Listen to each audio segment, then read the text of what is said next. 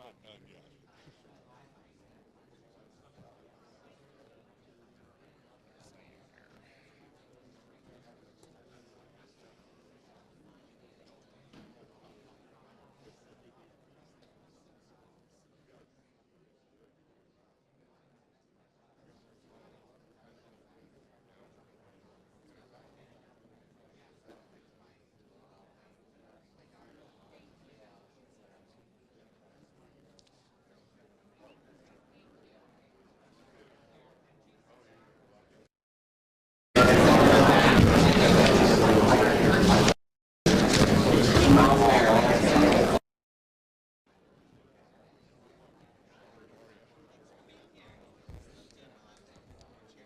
Naomi, nice to see you. Thank you. Well, thank you for being here also. How's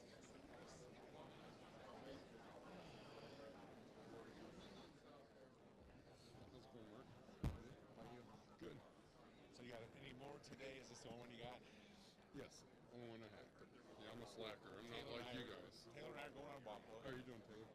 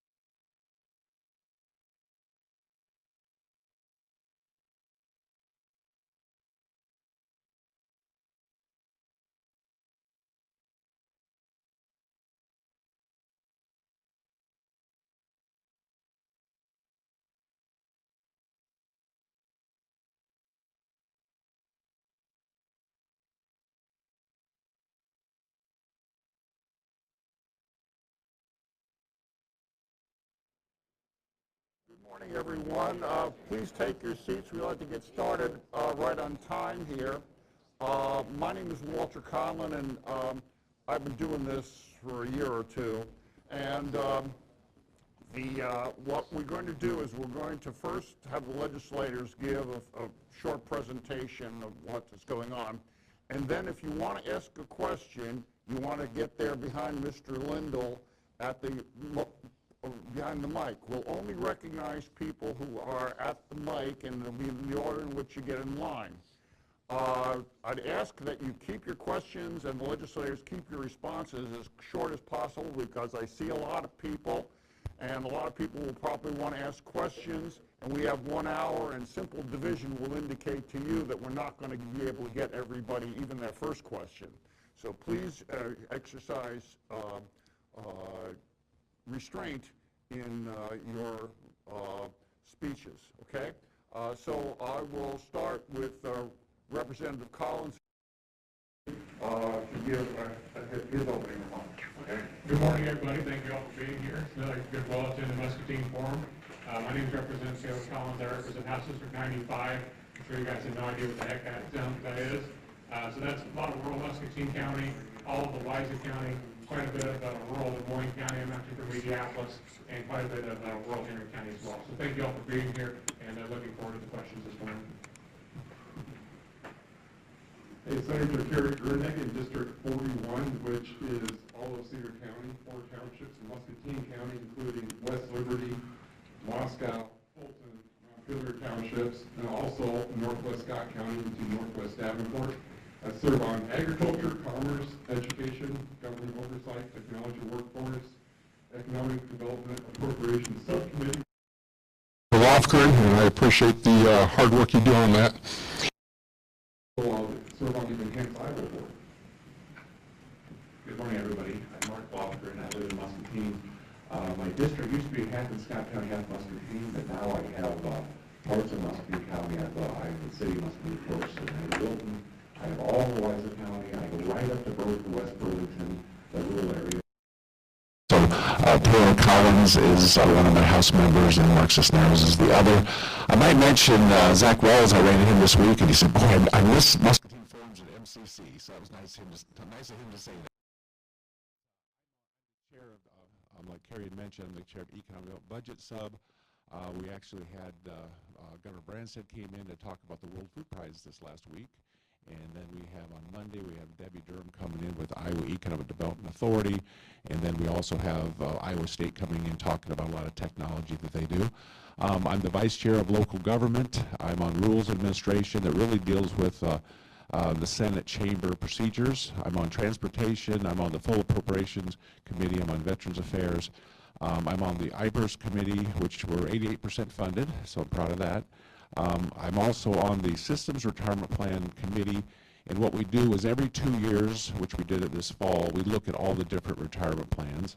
And then I'm on the Medical Error Task Force, and I have a bunch of bills that I'm working on, but I don't want to monopolize. Morning, everyone. Bobby Kaufman. Really interested in all of your questions. We'll try to be as brief as we can in our responses, so let's get started. Mr. Wendell. Okay, gentlemen, Bobby, I'm here because of something you said 2 years ago. And one of the things you said was that you were going to stand by and get a 2.5% pay increase for education. And then you backed off, and we only got a 2.05. And I got thinking about this whole thing, and it really upset me. And I saw something on TV. That further that we in the United States. Excuse me, Mr. Wendell.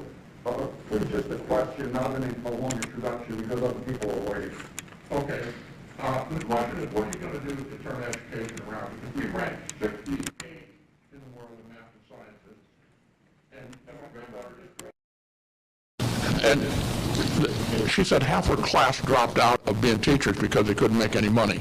I know, I've heard that the governor maybe wants to stab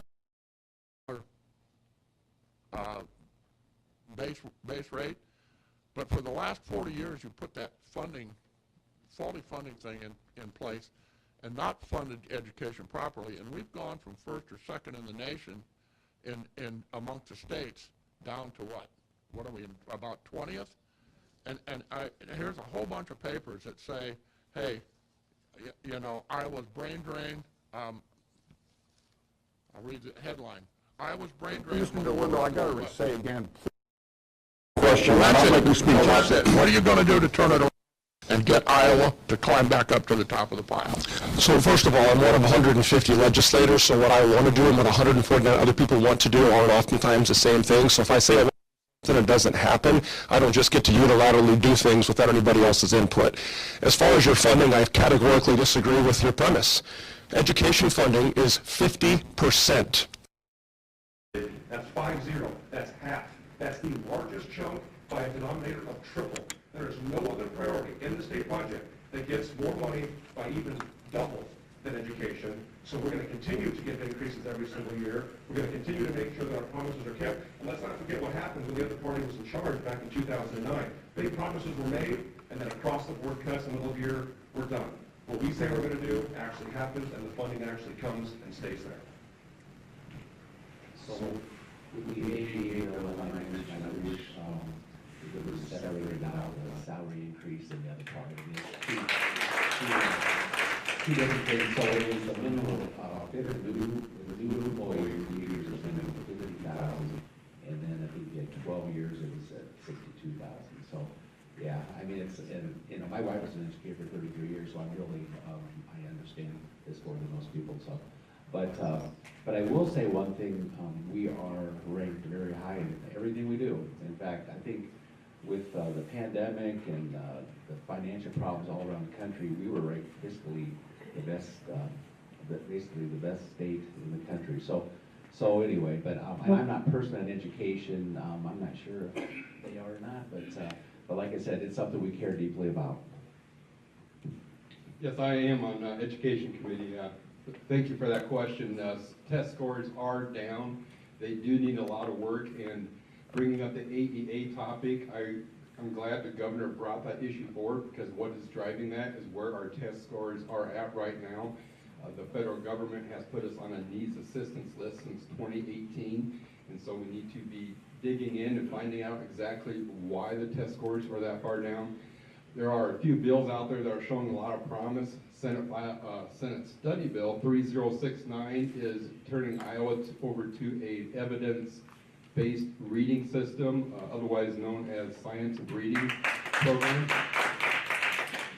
And I do have a lot of high hope for that, because when you raise reading scores, you also raise math scores and science scores, because reading is the base of all of those subjects. So I do appreciate that. I also introduced a bill this year, Senate File 2009.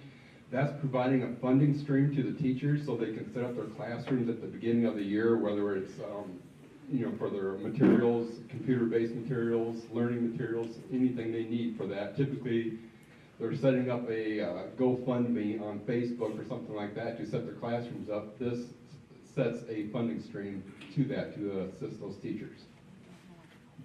I don't need to belabor the point my colleagues shared. I think they made all good points, but as Bobby mentioned, over 50% of our budget continues to be K-12 education. So we're $3.5 billion each year just in state supplemental aid. And I hope we can get something done on teacher salary this year and really separate these two issues between the AEA discussion and making sure the teachers are properly compensated for the challenges they have to deal with in today's education field. Good morning. I'll keep this brief for you guys. My name is Braden Wagner, and I'm here representing the Young Democrats Club at MCC. And my statement and question to you guys is please continue support towards community colleges. Without it, our tuition costs will rise and students have to cover that. Number one, thank you for being here, and great question. I have fond memories, as we were discussing beforehand, of out there and in here back when I chaired the College Republicans at MCC. The College Democrats and I would work together. We'd have joint barbecues, joint fundraisers, and if you were with them, you were with them. If you were with us, you were with us. But we were all friends, and that's the way it's supposed to be. As far as community college funding, I'm blatantly biased because I've been a product of the community college system. So my goal is going to be as many dollars as humanly possible. Thanks again for being here and being engaged. So I believe that the governor has 2.5% in her budget. I think that's what she might have maybe last year. So we'll have to see how that goes. I think that's kind of consistent with supplemental state aid to regular kind. Also, there's a bill that community college reporting. The bill removes the requirement for community colleges to annually submit a 2-year plan on their workforce training and economic development funds to the Department of Education. Instead, require them to annually submit the progress report for the previous fiscal year, as well as the fund plan for the upcoming year. Not a major thing, but it is a specific thing for the community colleges. So we're always working on something to improve our community colleges. I'm a product of community college also, may have been a few years ago though. I think they are a great partner with the Iowa Workforce Development, and I support continuing that relationship. The community colleges are a great investment. I always say when I have our conversations with the community college trustees And our budget subcommittees, it's really easy to just give the money to community colleges versus the regions, because we actually know that money's gonna be well spent. So the governor recommended 2.5%. Last year we did even more than that, what she recommended. So we'll be taking a look at that, and thank you for your question. Thank you for your time, guys. Thank you. Good morning, my name is Phyllis Wood, and I am just a citizen who lives here in Muscatine County in the community of Wilson. My question today is around the mobile home owners Bill of Rights. I understand there's going to be discussion on Tuesday in Des Moines about that bill, and I'm really curious to hear what, if anything, you've done since we last met in Wilson in regards to mobile homeowner protections against predatory landowners.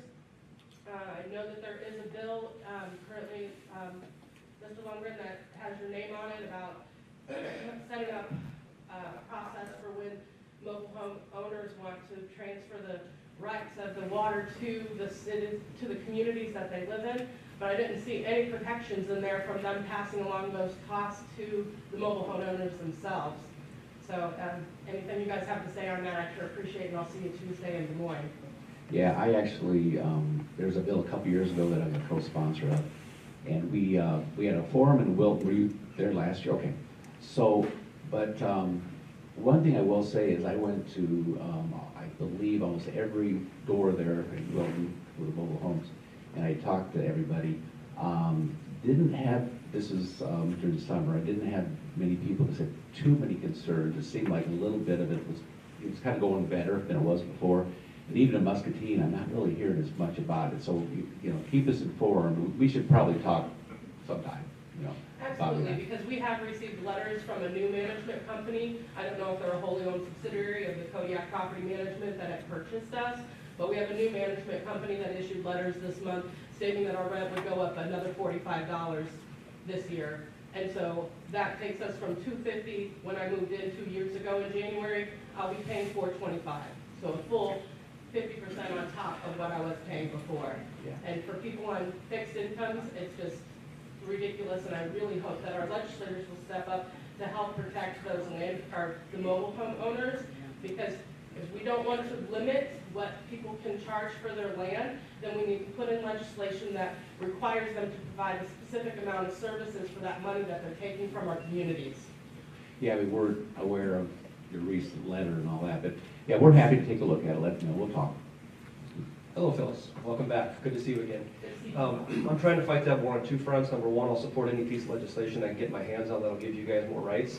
As a private property rights person, you also have private property rights as far as I'm concerned. And as we're working through the legislative process, I'm also trying to work through the companies themselves, through Jackie, my family member. She sent me a list of questions for all of you to get answered about these new ownership changes and the different changes that they're trying to enact on you. And I've given them a deadline of next week. So hopefully when you see me Tuesday, give me a call, and hopefully I can share those with you, and then we can figure out the next step. But happy to continue to be as supportive as I can.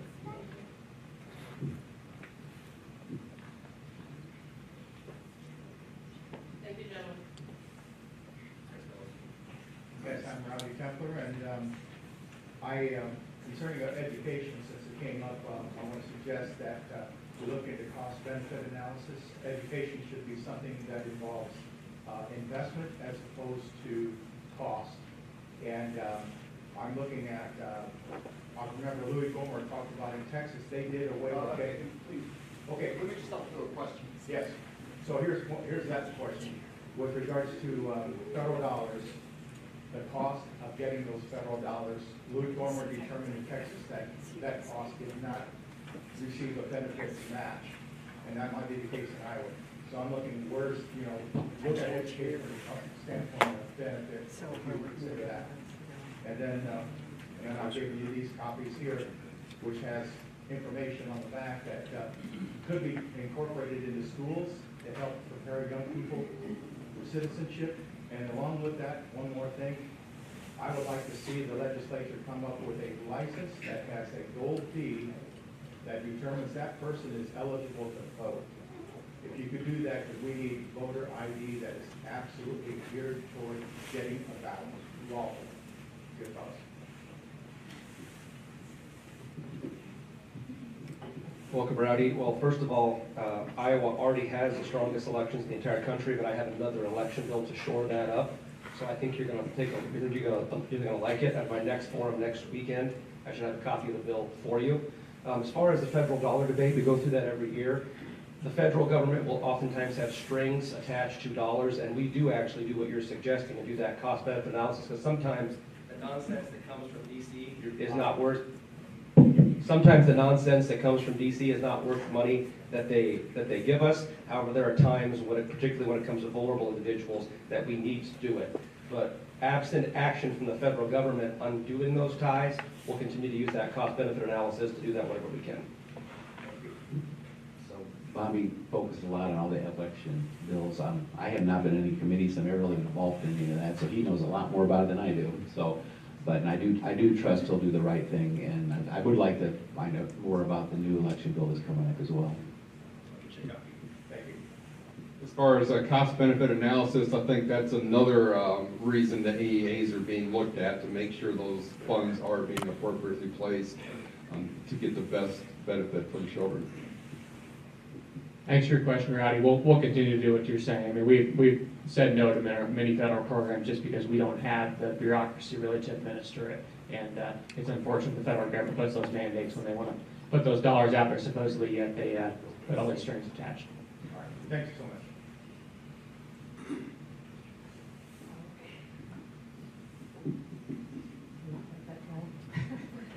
Hi guys, many of you know who I am. I'm obviously a parent of a child with disability. I work in the AA and boots on the ground as a physical therapist in all the areas that you guys serve and everything. First and foremost, I want to say thank you for listening to the outcry of the people across the state.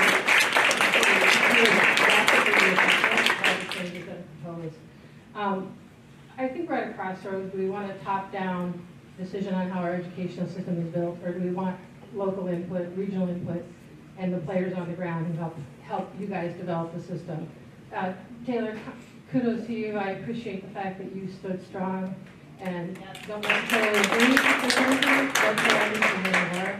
but I guess my question to you now is, where do we go? I know the time frame given that this is all supposed to take place is impossible for anybody to meet. It's crowding a lot of problems everywhere. But that being said, is it a possibility that we leave the 24-25 funding for the AEAs in place as it currently stands, and then we bring together those people in a legislative committee and all the players to the table and let Iowans do what Iowans do best, which is speak for ourselves? I mean, the current bill came to begin with, so, and they're now in trouble with the feds, and their legislature is now looking at emulating what Iowa already has in place. So I just kind of want your feedback on that. I also would like to let you know that I am more than happy to answer any questions you have. Like I said, I don't represent administration. I'm, quite frankly, boots on the ground. And my first priority is the kids and families that I work with. Thank you for your question. I'll try to thread the needle here. I'm not going to dogpile on the governor. I have a good relationship with the governor. Her and I are friends. But the original bill was a disaster. And Representative Wheeler and I, who served on the subcommittee this week, decided not to advance it out of subcommittee. The well had really been poisoned from the start on this conversation, and we simply need a reset on really trying to find some substantive changes that work for everybody. I will say I share a lot of the governor's concerns, and talking with chief administrators, they'll say we can do better, we are top-heavy, and there is problems that need addressed. But the question is how we get there, and the timeline, and specifically trying to figure out, I mean, back to Rowdy's point, special education funding is very complicated because there's so many federal rules around the IEP process. So we can loosen things up, I think, when it comes to media services and general education services, but when it comes to those special education dollars, I don't see any way you can make this work except kicking out the implementation date when it comes, if you're going to give the school district some control of that money, because these business service managers that work at Wapello, wherever else, especially small schools, so maybe only have one person, they're going to have to figure out the compliance back into that. But the House did hit the reset button on this. We're working with your guys' representation in Des Moines. I think everybody's willing to come to the table at this point. I think everybody's acknowledged there is problems that need to be addressed. We just got to get feedback from stakeholders and really look to examine this issue. Thank you. In the Senate, we had concerns from the very get-go, and we didn't even file a bill until after we spoke with the governor about an amendment. When that came out, we did put it through subcommittee. We are interested in continuing the conversation. We do not want it to go away. That we've met with AEAs, superintendents, educators from all across Iowa. They're all on board with looking at it and making improvements, and so that's a conversation that we want to continue having to keep this issue alive, because we do need to address these issues. So before session started, I think it was right, I can't remember, it was November, December, but anyway, we had a meeting up at the Mississippi Bend AEA, and so we had their employees there, we had superintendents were there, we had principals there, and at that time, I mean, they knew something was going on. I think they talked to the governor a little bit, and so we had some good conversation then. In fact, even the director had mentioned, well, if it comes down to it, I mean, he could, you know, maybe resign, and, just feeling like, because we kept talking about how top heavy, it is. So we had those conversations, and in fact, that he did end up resigning. So, it wasn't a big deal, but I think it was just a matter, he felt, well, that's fine. And I understand the average director for the A's makes, I think it's well over 300,000, plus they get benefits, and they very good benefits too. And boy, IPERS, can you imagine how big of a IPERS benefit they get? So I mean, not to pick on them, but there's a very big difference between the average AEA employee and maybe the average teacher compared to what they're making. And this is just my view, but I really think I think superintendents in the state, I mean, work very, very hard. I mean, I have a hard time feeling like that the AE people working harder than they work, and to make more money doesn't make a lot of sense in my opinion. But so then, after that meeting, the governor had her State of the State address, and then she pretty much laid it out that that's what she wanted to do. Well, but then you gotta remember, we have 3 branches of government, and so the legislators have talked about this, and I will say, I mean, there's good parts of what the governor had, but like I said, it's totally changed around. I do think that one thing I guess I'd say is saying about having the director have more knowledge in special ed. I think that makes a lot of sense too. So there are some things, and again, I talked earlier about the teacher salaries. Like I said, that should be separate again. But like I said, I think we're still going to have conversations about it. I could see the House and the Senate talking back and forth, trying to kind of work out something. But even if they at least did something with the wage structure, I think that would be really, really smart. And like I said, I'm still open to conversations. I haven't. I'm not in education, like I mentioned earlier. I haven't had any lots of conversations about it. We discussed it really briefly, but I'm sure we'll be hearing more about it. So it's still a work in progress, and we'll see what happens. Let me be uncharacteristically blunt. The rollout, the bill, and the amendment were shit. In my 11 years, I've never seen a bill rolled out more poorly. And I'm going to go off here for a couple minutes. Problems that I have with the bill. First of all, that guy at the end deserves a huge round of applause for what he did. Number one, the AEAs were not involved in the conversation. That was stupid. Number two, it takes the Department of Education and makes them this all-knowing, omniscient being that just... Since when do Republicans trust the Department of Education? Since when do Republicans want to expand the Department of Education? Then we're going to post jobs online on a bill that doesn't even exist yet? Are you kidding me? And then finally, the single last thing, as far as what the out-of-state consultants believe, I could possibly care less what they believe. Now, that rant over, everything everyone said up here is correct. I'm hearing that from all of you, that there are improvements that you think need to happen. My litmus test for a bill is twofold. Number one, are you involved? And number two, is it good for kids? If the answer to either of those questions is no, nothing will happen. And if the answer to those questions are yes, then we can do something. Other than that, I have no strong opinion. That's why I Thank you for your input. Karen, you're up. Hi, my name is Karen Cooney. I'm on school board here in Muscatine, but my information here today is me as an individual. First of all, Bobby, thank you. You should have been in drama for many years with it.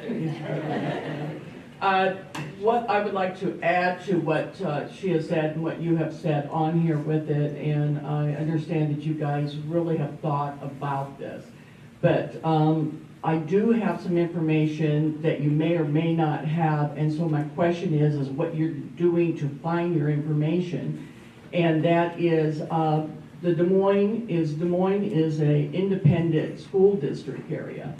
They themselves are not, if I've got this correctly from my information I received, they do not receive the AEA benefits for special needs kids. What they do is for the media services and some of the other type of services. So they are inclusive in their area. So my question from there was, how are they doing with their scores compared to the rest of the state? And I will tell you right now, I can end up giving you the information from it, so it just shows you how and where you're getting the information, is they're not doing definitely any better, and there's areas that targeted and not met all through the Des Moines school system underneath the IEP area and stuff for them. So my question really, I guess, to you is, where all are you getting your information? And I appreciate it that you take and keep getting that information so you can make a discerned decision. Thank you. So for those who are not familiar with the AEA process, I'm going to kind of explain the structure. So right now, all AEA funding basically goes through the school district and directly to the AEA. The school districts do not have any control of that, with the exception of Des Moines Public Schools, as was her point. And so she was saying, you know, the model really is, that our governor's looking at, is giving the money to the school districts to control that funding, and whether Des Moines Public Schools has done any better compared to the other districts around the state. They haven't really, but I'm not sure it's a great model anyway, due to the fact that Des Moines Public Schools is kind of a disaster anyway. I mean, you got 45% of their student population is chronically absent, so it's hard to know if that's a good model to base our study off of anyway. As far as where we're getting the information, I mean, obviously we're getting a lot of information from the governor's office, we're getting a lot of information from the Department of Ed. They did conduct a study. It's pretty extensive. It's good, but it's not, it makes a lot of assumptions that I don't think, they didn't really talk with folks. So you can only look at the data, you can look at their funding, you can look at their balance sheets, things like that, but until you really talk to people, you don't really know exactly what's going on. So that's where we're trying to get our information. You guys also have, for the AEAs, you guys do have representation in Des Moines, Matt Eading, Kate Walton, are you guys' contract lobbyists on this, and then also just the chief administrators. I met with 3 of them a couple weeks ago. They continue to be at the Capitol every single week. I represent mostly Great Prairie, and I know Nathan Wood pretty well. I met with him even before session. Good guy. Nathan's a great guy, and has an expertise in special education as well. Not all the AEA chiefs have an endorsement in special education. Nathan does, and I think that's really important. So we're trying to listen to everybody and get as much information as we can. You know, just as you saw this week, for just 3 weeks is not long enough to get that information to make a decision. Yeah, like I mentioned previously, we're meeting with all the stakeholders. Just yesterday, I spent 2.5 hours up in West Branch with Marty Jimerson, the superintendent there, and with Senator Driscoll and Representative Heather Ora. And spent a lot of time, had a great conversation. That's happening up at the Capitol, that's happening in school districts, that's happening here as you're pointing information out. Des Moines School District does have a lot of challenges, and the priorities aren't necessarily aligned where they should be. But that is, as you point out, something to pay attention to, because other school districts could follow along on that path, and that is one of the concerns with the bill. You know, school board elections matter. That's something to point out also. To point out for you on that is when you say the comparison on there is, I'm looking only at what the for the special needs is, not as in all the rest of the problems with those school systems that way. So what I'm saying is, when you're comparing apples to apples, you know, they're not utilizing it from the AEA standpoint. We have in all of the other areas and have done technically pretty decent job in what they're taking and doing. And so if that is taken away from the AEAs and end up like Des Moines trying to take and do on it, that's where then I have a problem, because I'm not seeing a success story enough through Des Moines to be compared to. Sorry. Well, that's fine, I appreciate your comments, yeah. Those things should be paid attention to. There are a lot of AEAs who are functioning very well, others are not so well. So one of the features of the bill allows flexibility to interchange between AEAs, and instead of being tied to one AEA, since if you're a school district and your AEA is not performing well, if your students on an IEP, they're not getting anywhere, they go to a private tutor, and within 2 years, they're reading at grade level through the private tutor. That's a problem with that AEA system. There's something going on there. So that's one of the concerns that we're trying to address with that. What that vehicle looks like, we do not know yet. Well, Karen, thank you for talking about this. I remember the conversation we've had up there, that how the AAA started 50 years ago. They did, and we've talked about up in Des Moines how that was not part of it. So that's part of the discussion and part of analyzing it and everything too. So I guess I did bring up, a few weeks ago I did go to Madison School and met with many of the teachers and AA people over there too. We talked about how things are working and everything. So they were giving me some different ideas too to think about. So. Who do I listen to? Very simply put, the same people that should have been listened to before the bill ever came out, and that is the stakeholders.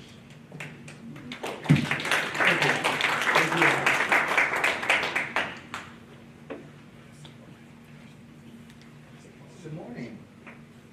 Thanks for coming out. Senator, Representative. So, my name is Daniel Salazar. I'm the LULAC, Iowa State Director, and there's a few bills that have been a little concerning to a few constituents of mine. They're here. House File 2128, which deals with in-state tuition for undocumented folks. House File 2112, which deals with the transportation of those folks.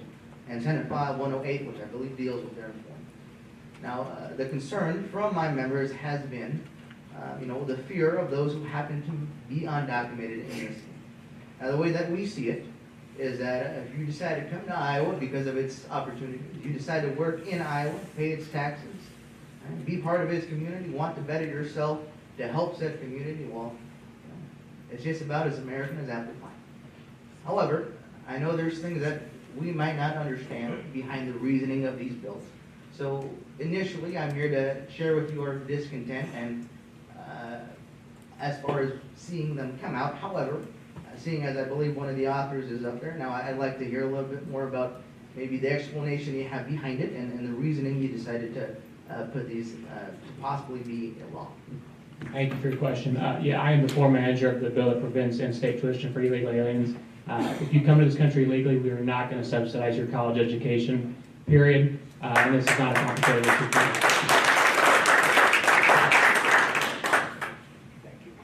I appreciate you bringing those bills to my attention. We go through so many bills up there. I have not seen these and cannot really comment on something I have not seen. But we are charged to be good stewards of the taxpayers' funding. Well, we're always happy to have conversations. We haven't actually heard you personally at all since now. So, the best way to do it sometimes is to have a conversation with somebody. I already voted for that. I already voted for that bill. I'm darn proud of that vote. Do you know who's reached out to me that's the most insulted by that notion that people who are here illegally should receive tuition assistance? Immigrants who came here legally. They find it to be insulting that they came here, paid their dues, stood in line, they're here with jobs, and they are insulted by the fact that people who are trying not to do the same process that's in place for them are getting free stuff. I'm damn glad of that vote, and it's a good bill.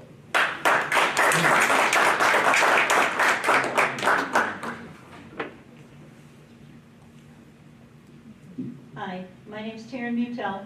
I'm a school psychologist working as a challenging behavior and autism specialist with Great Prairie AEA. Had a lot I wanted to say, but I'm going to pare it down because I know this gentleman will make me pare it down anyway. First of all, I want to thank Senator Lofgren and Representative Collins for responding to my emails. I really appreciate that. Senator Collins, I really appreciate that you slowed the roll on this bill.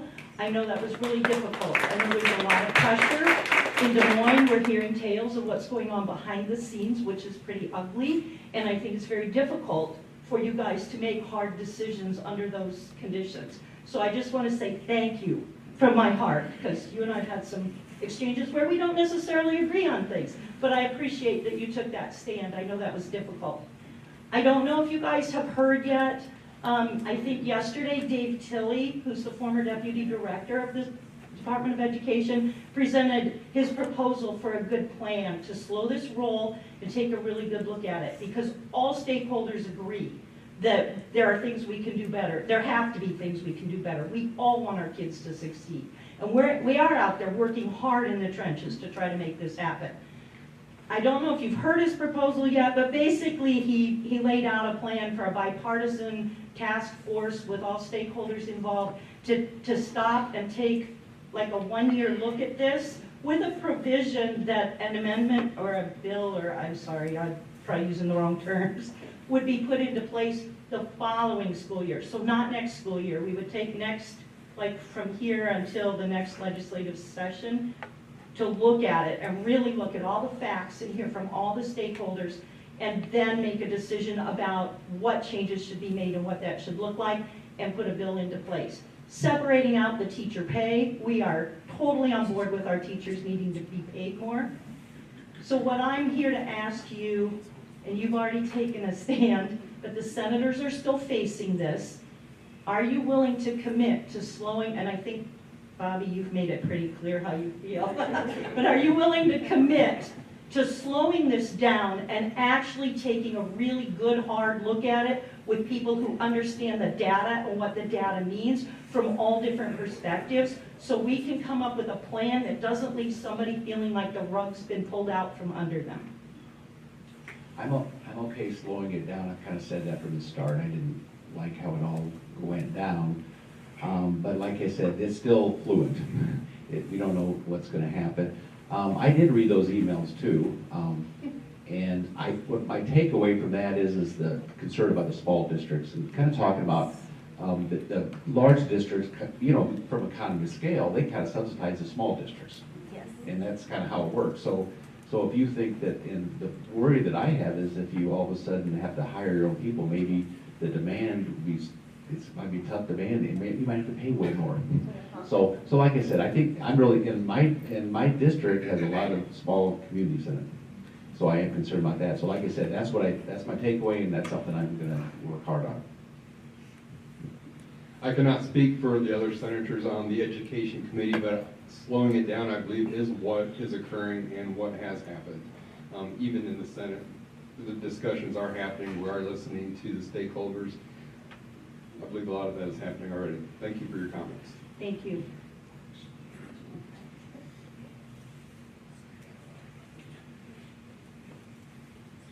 Hi, my name is Barb. Thank you very much. It's very encouraging for me to hear that your concerns are so great about the AEA and how it all happened.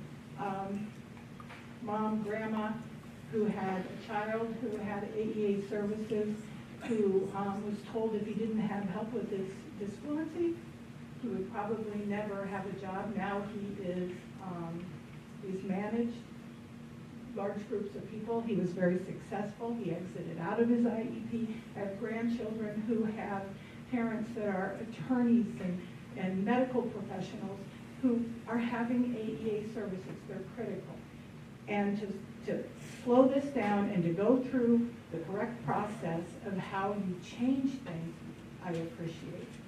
Also a former school board member, kids went to private school. There's a lot of really important things happening, but my biggest concern is that in my professional life, I was a regional administrator at a department of blank, and I was on the executive team at another department of blank. And my question is, your concern over AEA being under the Department of Education, because every director of department of blank we know serves at the pleasure of the governor. And we could change governors every 4 years. And there is no way that it is sensible, in my opinion, and I want to know what you're thinking about that. I don't care what anybody thinks of a governor. There's always going to be a new governor. And education cannot get whiplash going back and forth because that director serves at the pleasure of the governor. And you have two choices when you're the director of the Department of blank, whatever it is. You do the pleasure of the governor, or you don't, and then you're unemployed. So I think that that is absolutely something that I hope that maybe you would consider completely out of the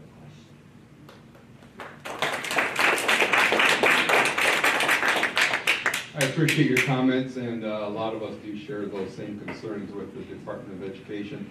To explain the bill a little bit, the funding under the bill, right now, the funding goes straight through to the AEA. Under the bill, it goes to the school district before it filters through. What role the Department of Education plays as an oversight and could fluctuate quite a bit within that process. Right. So I do appreciate your comments. Right. Yes. I agree, you don't want to give one person too much power, and that's what I think that's what you're getting at. So, and I totally agree with that. Worst part of the bill, in my opinion. Yes, I'm a hard no on them being in charge.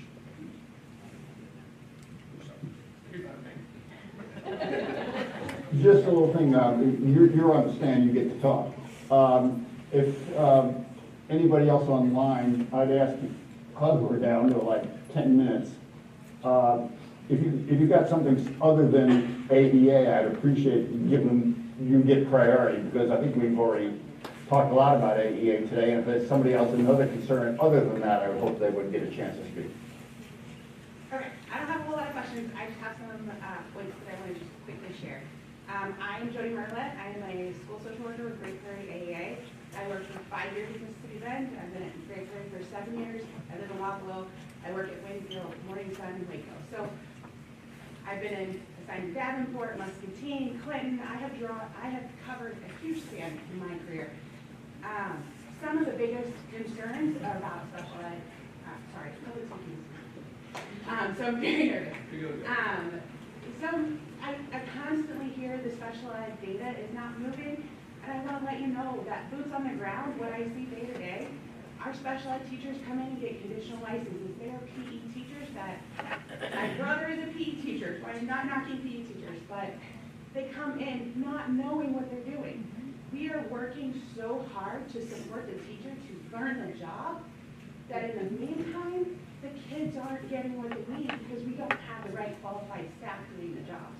There's such a shortage of special ed teachers because not only are they teaching, but then they're writing the IEPs, and they're doing this, and they're doing that, and they're planning.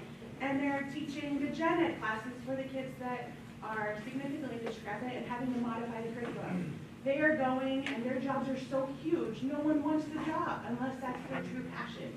So a big piece of why that needle doesn't move for special ed kids is we don't have the right qualified staff in there. We have the openings, and we fill them with whoever we can get a conditional for at the time. At times we get really lucky, at times we don't. Talking about the budget, I'm going to use Winfield because I was just there Thursday and we had this conversation. On that spreadsheet that was put out, they would get $191,000 for the year, roughly. Not quoting number exactly, but close. I can tell you to pay for special ed department paras, who are another reason the needle doesn't move. Our paras are the lowest paid employees working with the special ed needs students. So how are we? Excuse me, can you get to your that? question? I don't have a question. I just have I have really quick bullets. I'm getting it. So, good job. $191,000 will not cover the entire gamut of what all students or gen ed first need to succeed, not just the special ed. If you have a student with a behavior, because that's what I work with, that gets placed by DHS into a placement, the school is responsible for their educational services. One student in a placement for 9 months would bust that budget just one kid alone. That's why the big schools have to supplement the smaller schools. The not being able to do the tax levy with having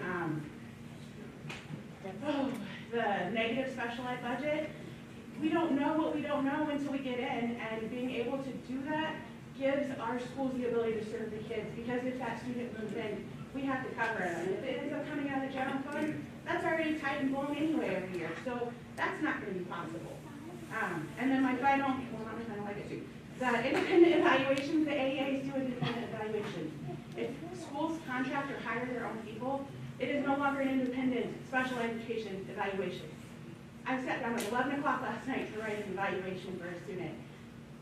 I don't have time during my week. I am so busy. I work 8 to 5 most nights because I have a 4-day school. They don't get out until almost 5. I come home, go to my kids' activities, and then I sit at my computer and do my reports because I'm in the building. I'm helping kids. I'm doing my part. But I have to teach teachers how to be a teacher, and as a social worker, I'm good, but I'm not the best either. Your time's up. Can you wrap it up? I have one more. Nathan Wood is absolutely amazing. In my span of 12 years, I've had 4 chiefs, and he is the absolute best. I don't know how much he makes, but it's not $300,000 plus, and he is worth every penny of that. And I would say Dr. Yellick is the second best that I've ever worked with. So please, please, please listen to the ones that truly know what they're talking about.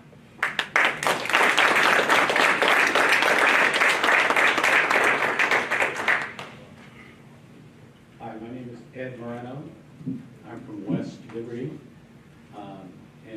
I guess my request is that your response to Daniel Salazar, if you would reconsider your support of those bills, and I'll tell you why. I am on the school board for West Liberty Community School District.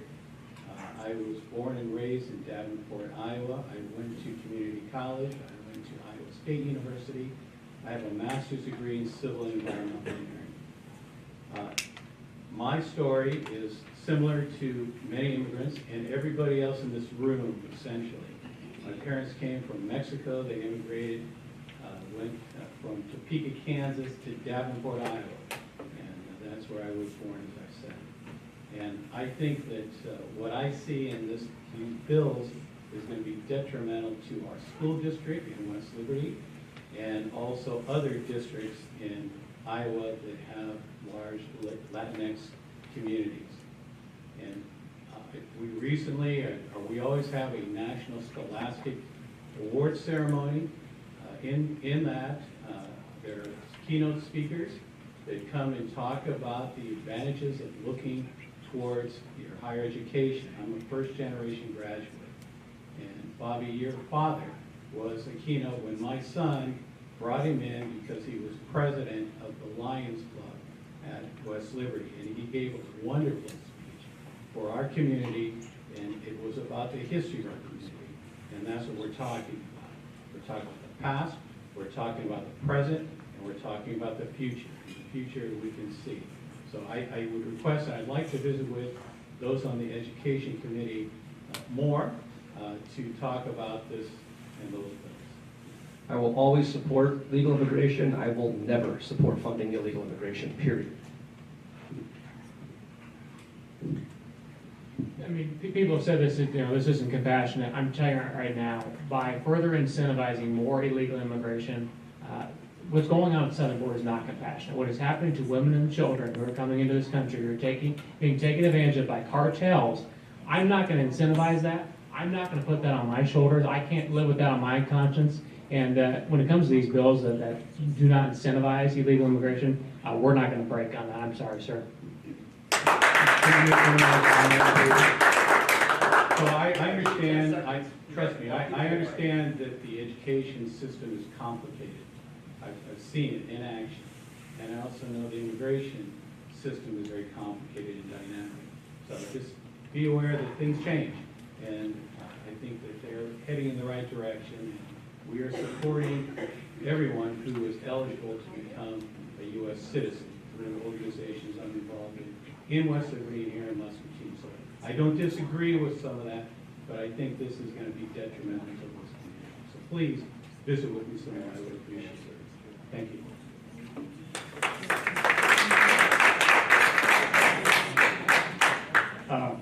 Do you think convention of states will pass this year, and how do you feel about it? I believe there's 19 states that are signed up. I'd love to see Iowa join the list. And what do you think about it? I'll just speak to the House. I know it got out of the state government committee last year. I believe it's being considered again this year. There's also another Convention of States bill that binds the delegates to sticking to those certain issues. So even if you might not support Convention of States, I think it's a good thing because it makes sure that if we have those delegates to form a constitutional convention, that they focused on balanced budget amendments, term limits, things like that. But I'll let the senator speak to where it's at in the Senate. I have not seen or worked on this bill in the Senate, so I have no idea what it looks like. I'm familiar with the topic. I do have great concerns with that. It requires someone representing you to come up with the correct language that may or may not be altered going through the court system going forward, and it may not look like what you wanted to at the very beginning. So those are some of my concerns with that. What about the thing? Excuse me. Okay, I should have stayed. Here's your question, I'll let you. There was just something that passed out of committee that, any representative to there would have to take an oath that they, they're gonna share at the convention what you guys want them to share. Does that change anybody's mind? Intent coming out of a committee, what we learn up there at the legislature all the time isn't necessarily how it's going to be translated going through a rules process, going through the court process. You're going to have appeals courts, district courts, Supreme Court. Meanings change from what the original intention can be. I've been a co-sponsor on that bill before, but I will say it almost seems like that it's getting worse. The support's getting worse. It seems like some people are against it and everything else. So I think to say whether it's going to pass or not, I don't know. I mean, it's possible, but I think there's kind of a challenge. I've been a co-sponsor for 5 years, and I hope that it does. This will be the last question because I have to reserve time for the legislators for their wrap up, and we're limited to, so that we have to cut this out off at 10 o'clock. So those of you who are standing up, have a seat. Hi, I'm Mike Weisman here in Muscatine. I have a child that's dyslexic here in Muscatine High School. My question is, perhaps Mr. Lofgren, Senate File 2004, there's a bill up right now that's asking for advanced dyslexia endorsement for 24 teachers to grant learning about dyslexia and explicit instruction reading. Would you support that bill going forward? Yeah, as you know, I've always supported we've worked hard on this. I'm not in education, so I guess I haven't read that bill totally. I mean, I've heard about it and everything else, but most likely I will. I'll try to do whatever I can do to help you. I know I've met with you guys at the Capitol and everything. Great bill, or heck yes. Reading abilities and dyslexia is a topic that's really important to me, so I would take a look at that bill and be inclined to support that. Same here. I think that is that a separate endorsement from the science of reading endorsement? Yes. Okay, yeah. I believe actually there might be something that was in the governor's bill about that as well. And one of the 29 in the state that have a special endorsement is. There you go. Thank you very much. Okay, wrap up from the legislators. Just want to thank you all for being here. I know Senator Lofgren and I, we do 8 forums throughout the legislative session, 2 in each county. We'll be headed to Wapple after this, but if you'd like to sign up for one of our newsletters, you might drop us an email and get on it. Most of us do a weekly or bi-weekly newsletter, kind of talk about what's going on during session. But we very much appreciate your questions. As always, if you have any questions, please do email me. When big issues like this come up, there do tend to be associations that tell them, hey, email your legislator, and even if it's not your constituent. So I have 1,500 emails, so I'm sorry if I didn't get to some of your emails. I might not have known you're my constituent, so if you could put maybe where you're from and make it a little bit easier in knowing that you are my constituent, and I can kind of prioritize that. Thank you all for being here. Well, thanks everyone for coming out. It was just 2 years ago, I was one of you out here asking the questions and building that relationship with the legislator, and those relationships are very important because your voice does matter. We do hear you. We do implement what we are told with your concerns. As far as emails, they have been quite overwhelming this year, as you can imagine, but I do attempt to read every single one, even though I do not have time to respond to every single one, so thank you all. I think we had some good conversation today. We really appreciate it. Hope to see some of you at the Capitol. My gosh, this last week, it was like almost everybody was there. Didn't sit in the low. Bobby's like, my gosh, crazy. I want to mention one thing. Last Saturday, we had a blood drive, Blood Like blood drive, and we had about 60 people gave blood. Shane over here gave blood. I wasn't sure he was going to make it out of there, but he did it. First time he's ever given. So keep that in mind. Because of the pandemic, there's a big need for blood. You can always impact lives right out by Hy-Vee. It's very, very important. In fact, there's offices all over the place. Up in the Des Moines area, Life Service is who the name of the place up there. But again, keep giving blood in mind because it's really needed. Thank you all for being here. It's a great crowd. If you were in line and have a question, please come up here. I'll take these two individuals have to go to a forum that they cannot control change, so they have to go, but I will be here because I don't have one after this, and I'll answer any of your questions that were in line. As far as other forums, I invite you to any that I have. We have them every single Saturday. I'll just announce them right now. Next Saturday, I'll be in Mechanicsville at 9 a.m. at the library, and we'll be at the West Branch Firehouse next Saturday at 11 a.m. So if you enjoy these, even if you're not from my district, I don't represent Muscatine directly, but I represent a lot of Muscatine County. I would encourage you to come to those, and then just to continue on with the conversation about emails, always identify where you're from and who you are, because we will always prioritize people that are from our area. If I see Muscatine, Cedar, or Scott County on it, you're getting an absolute response. I'll get emails from people in Mason City saying, I'm a constituent of yours. Well, no, you're not. And I am sensitive to other people's concerns, but my job is to be blatantly biased towards all of you. So if you identify yourself, you'll have a much better chance of getting a response from us. But thank you all for being here, and have a great rest of your Saturday.